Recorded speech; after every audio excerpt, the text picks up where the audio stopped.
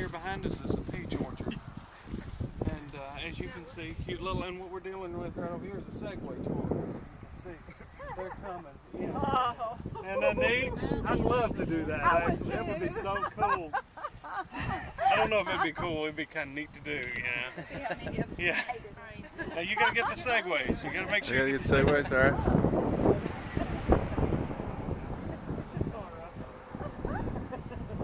Yeah. Alright. Alright. That's where to go right there. And everyone with a telephone number.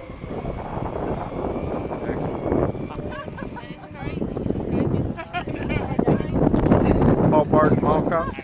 Yeah, exactly. Every time I see a Segway, I think of that film. By early morning on the second day, July 2nd, the Union Army facing this way stretches from about here all the way as far as we can see up through there, which past that is where we're staying. And then it Fishhooks back around to your right and then back towards a little bit. That's the Fishhook formation. And this is stretched. I mean, you got to imagine, there's a good reason why he had 80,000 men here, because it takes that many to fill in all that space and have reserves and everything. Meade gets here at night, about midnight, between the first and second days, and he can't see very much. He's kind of dependent on what people are telling him, and he knows that they've got the high ground up there, and he knows they've got the high ground down here, so he says, that's not bad. So he gets together with his commanders, and they say, I think we're in pretty good shape, and he agrees that they are. So they start planning how they're going to essentially do this, and that's where the Fishhook starts filling in. Now, the last of the major commands on the field is with Dan Sickles. And Dan Sickles then ends up down here on the very end of the line, because he was the last one they brought up, and he's the wrong person to have the responsibility placed upon him to be at the end of the line. Wrong guy. The way the line stretches is that line, the Fishhook, comes down essentially back behind those trees there. That's essentially where it's going, and Little Round Top's basically straight right over there. You can see the monument against the trees in the very distance, and Big Round Top's over to the right, and it was forested, so you couldn't necessarily put cannon up there or anything, so it's kind of out of play, but Little Round Top was clear. Sickles is supposed to be like halfway between us and that, down there, but he doesn't like his position, so he wants to move up to here. So he goes to Meade and he says, I want you to come look at my position. And Meade basically says, I've got an army to run. I can't go down there and look at this. I know where you are. You're in the right spot. Just stay there and be good. And he goes back and he says, I'm moving up. So by daybreak, the army's lined up back there, stretching all the way up, Fishhooking around, and he's got all his men up here. Well, there's a problem right there, because there's a huge hole over there. Nothing's connected. And when the Confederates see what's going on, this is where they hit, which is where they were going to hit anyway. So they hit over here. And when the fighting gets started out here, I can imagine Meade, who's probably over on one of those ridges somewhere, he's like, why am I hearing gunfire from way out there in the field? You know, shouldn't it be closer to us?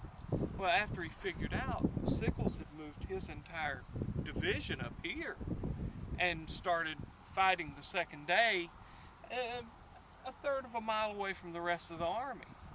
So the big issue then comes, Sickles then starts thinking, maybe this was a mistake, maybe I should withdraw. But you can't do that once they've engaged you, because then they'll just completely get you. So right here, down this road and down that road, is essentially where Sickles' line is. And you can see it clearly here. He's getting hit from all over there by the Confederates, and he's getting hit from over there by the Confederates.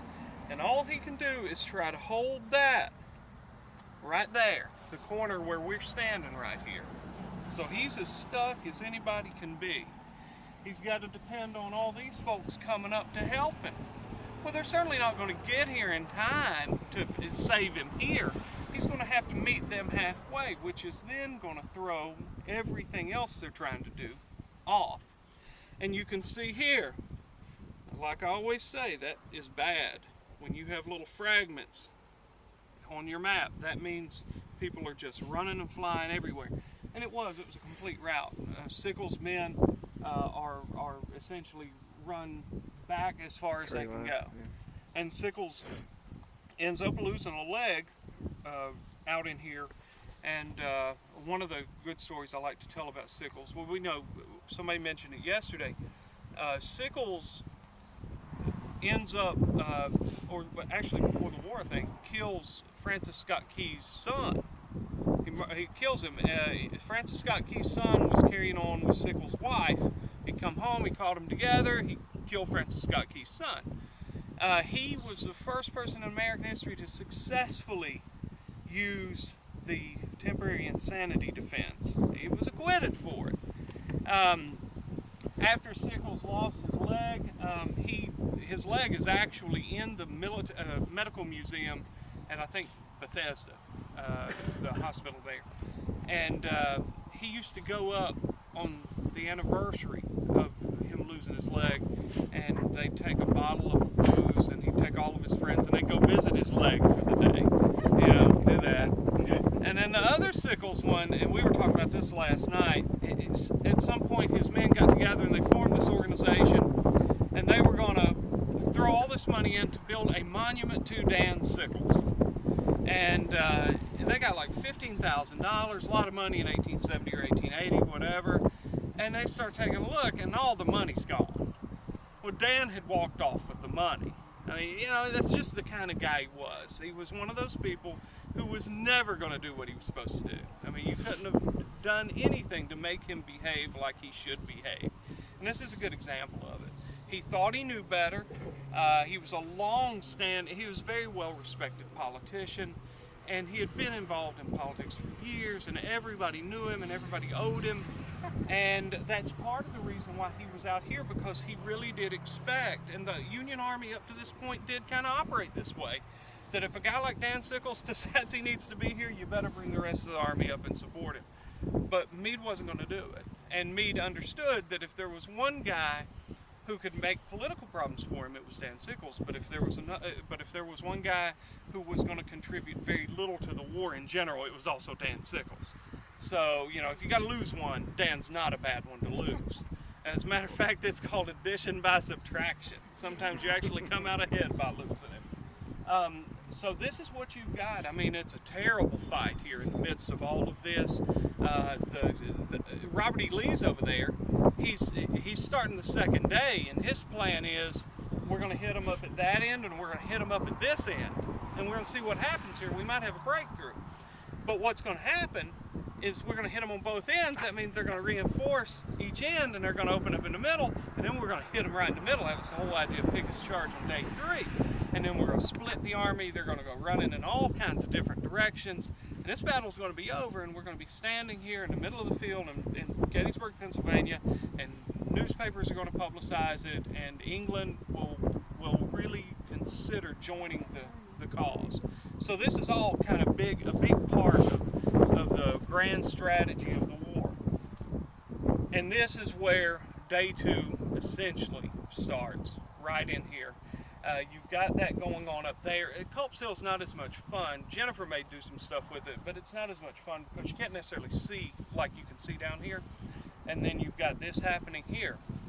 What's going to happen here is Sickles' men are going to end up on the other side of those trees, which is called the wheat field. And there's going to be another huge fight over there. Essentially, the men coming up to rescue them, and them running into the men coming up, and then the Confederates pursuing. Because when the Confederates pursue like that, at some point they're going to run into a bee's nest. So they'll get there and they'll choose their positions and just wait for the Confederates to show up. And from the wheat field, it's going to continue farther back until we're going to end up at Devil's Den and at Little Round Top. And this is essentially the path. As we had this morning, we had a straight line down Chambersburg Pike.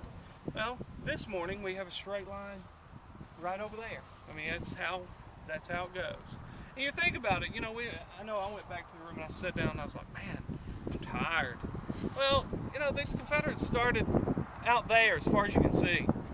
And by the end of the day, they were like at the foot of all that, as far as you can see. And they actually had people shooting at them. We haven't had anybody shoot at us yet today. So our blood pressure is basically what it started out as. And, you know, we're not nervous at all. So let's spend 10 or 15 minutes here. They have a lot of good monuments and stuff. And National Park Service people are doing something over there. You can sneak up on them and